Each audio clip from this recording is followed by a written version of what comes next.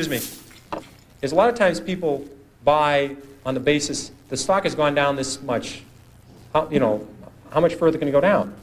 I remember when Polaroid went from 130 to 100, people said, here's this great company, great record. If it ever gets below 100, just buy every share, and it did get below 100. A lot of people bought on that basis saying, look, it's gone from 135 to 100. It's now 95, what a buy. Within a year, it was 18.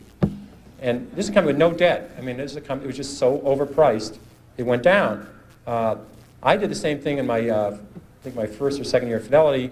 Kaiser Industries had gone from $26 a share to 16. I said, how much lower can it go? It's 16.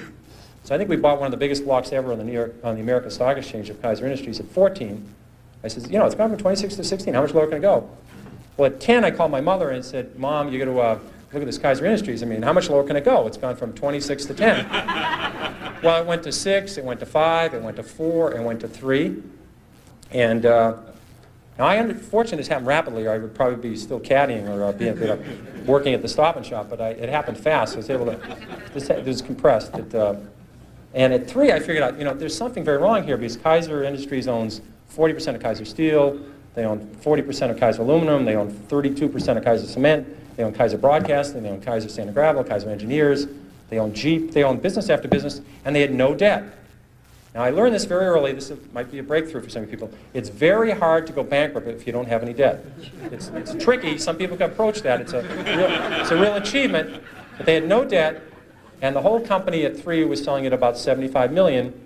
At that point, it was equal to buying one Boeing 747. I said, there's something wrong with this company selling for $75 million.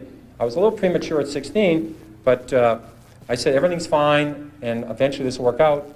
And what they did is they gave away all their shares to their shareholders. They passed out shares in Kaiser Cement, they passed out shares in Kaiser Aluminum, they passed out their public shares in Kaiser Steel, they sold all the other businesses, and you get about $50 a share. But if you didn't understand the company, if you're just buying on the fact the stock had gone from 26 to 16, and then it got to 10, what would you do when it went to 9? What would you do when it went to 8? What would you do when it went to 7? This is the problem that people have, is they sell stocks because they didn't know why they bought it, then it went down, and they don't know what to do now. Do you flip a coin? Do you walk around the block? What do you do? Psychiatrists haven't worked so far. I've never seen them running in. The Psychological Psychiatry Fund, I've never seen listed for with the SEC to make it through as a mutual fund. So they haven't seemed to help. I've tried prayer. That hasn't worked. So if you don't understand the company, you have this problem when they go down.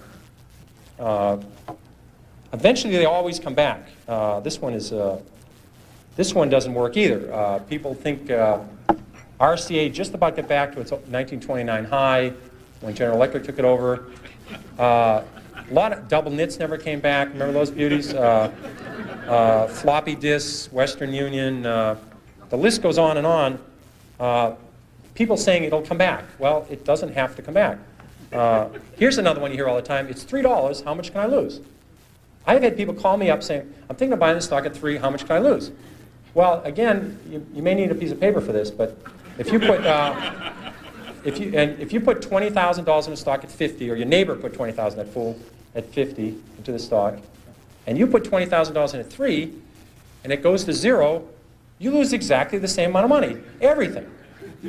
And people say it's 3. How much can I lose? Well, if you put $1 million on it, you can lose $1 million.